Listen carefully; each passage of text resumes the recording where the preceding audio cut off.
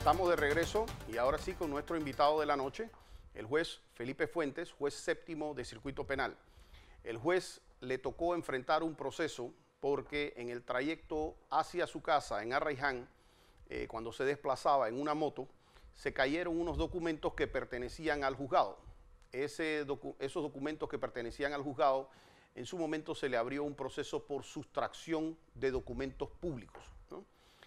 Yo quiero hacer una explicación. Para que haya un proceso de sustracción de documentos públicos, los delitos tienen que hacerse con intención, es decir, tiene que haber una intención detrás para que se pueda configurar un delito. ¿Qué quiere decir esto? Por ejemplo, si yo agarro su carro, ¿verdad?, y le entro a batazos a su carro, entonces usted va a sentir en ese momento que yo hice un delito de daños a la propiedad. Yo tuve toda la intención de dañarle su carro. Y usted tiene daños por $1000 en su carro. Pero de repente yo agarro y tengo una colisión, ¿verdad?, con su carro. Y fue sin querer esa colisión. Como no hubo una intención mía de hacerle el daño, aunque mi choque cueste más, pues no se configura un delito de daños a la propiedad. Entonces ese elemento de dolo es muy importante. Felipe, muy buenas noches. Yo ante todo, señor juez, quiero preguntarle, ¿qué fue lo que se perdió? ¿Qué había en esos documentos que tanto ha trascendido y se han dado varias versiones de lo que supuestamente había en esos documentos? Le pido que le explique a las personas y además me lo traduzca en español y no en el idioma de nosotros los abogados, ¿no? Bueno, buenas noches, respetada teleaudiencia y miembros del foro. Mi presencia aquí es para, en primer lugar, referirme a ciertas publicaciones realizadas por ciertos periodistas en ciertos medios de comunicación social que desde el inicio de este proceso dijeron que, y siguen diciendo, que el juez Felipe Fuentes sustrajo el expediente Financial Pacific, lo cual es totalmente falso, porque no existe un solo expediente, colega, del caso Financial Pacific. Existen, por lo menos yo recuerdo, 8 o 9 expedientes que armó la Fiscalía en diferentes juzgados. Sí, que están radicados en diferentes juzgados. A mí me tocó uno de esos expedientes solamente, el de la cuenta High Spirit, y ese expediente, le explico qué es un expediente. Un expediente, estos casos se manejan con el sistema anterior, el sistema inquisitivo. Correcto. Es decir, donde toda la actuación se documentaba y se contenía en un expediente. Es decir, que en vez, permítame explicarle eso a nuestro televidente, en vez de que sea oral en una sala de audiencias y que uno va ante el juez y uno le explica oralmente al juez, pues todas las actuaciones se van poniendo dentro de un expediente en donde se van numerando las páginas en un orden cronológico. A eso es que se refiere con el expediente principal. Señor Correcto. juez, ¿qué se perdió de su despacho?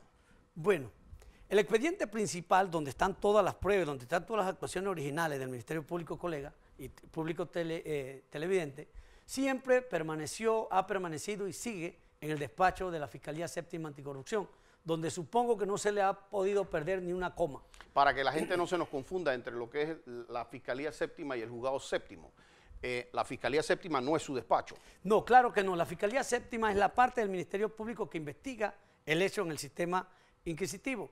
Y nosotros los jueces somos los que decidimos si esa investigación es correcta o no, si acredita un delito. Es decir, para traducir, usted, el expediente principal, es decir, donde estaban las evidencias, donde estaban las pruebas, usted eso ni siquiera lo tenía en su despacho. Nunca ha llegado al despacho en ocasión de las solicitudes que se tramitan a través de incidentes que fueron las que se extraviaron por un solo día.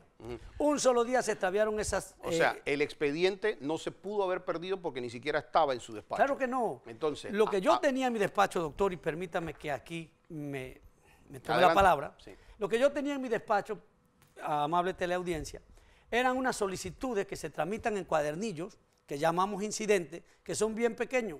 Algunos de ellos a veces se engrosan porque las partes adjuntan copias del expediente principal que son innecesarias porque el juez resuelve con las copias que le envía el Ministerio Público. Pero por lo general son cuadernillos bien chiquitos que se arman en los tribunales y que se suelen extraviar con mucha frecuencia.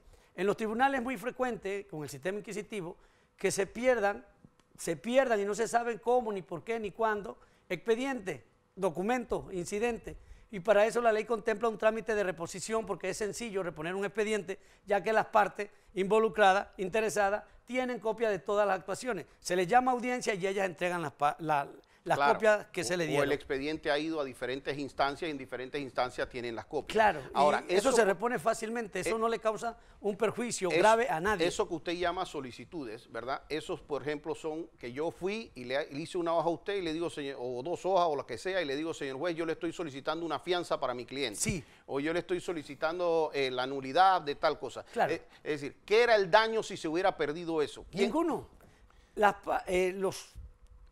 Los solicitantes o los abogados que presentaron estas solicitudes fueron a la audiencia oral y le dijeron a las juezas que no se le había causado ningún perjuicio. Era obvio que no se le habían causado ningún perjuicio, porque los incidentes solo estuvieron extraviados, que no se sabían dónde estaba un solo día, porque ocurrió que para la segunda semana de enero, más o menos, yo me estaba llevando para mi casa mis pertenencias, mis libros acumulados de hace 20 años en el despacho, porque el despacho iba a cerrar definitivamente e íbamos a ingresar al sistema penal acusatorio.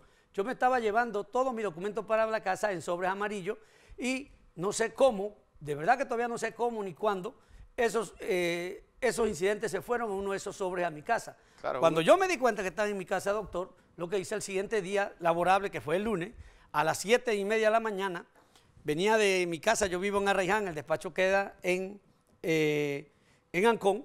Esos expedientes, como ustedes sabrán, no se ubicaron en Veragua, no se ubicaron en Boca del Toro, ni en Darién. Se ubicaron en Lomacobá, en dirección de Arraiján, en la vía de dirección de Arraiján hacia Ancón. Lo que significa que yo los llevaba para el despacho. Y no que los boté, que los tiré al monte o al pavimento. Ahora, es que una moto rozó la alforja y se cayeron, doctor. Permítame.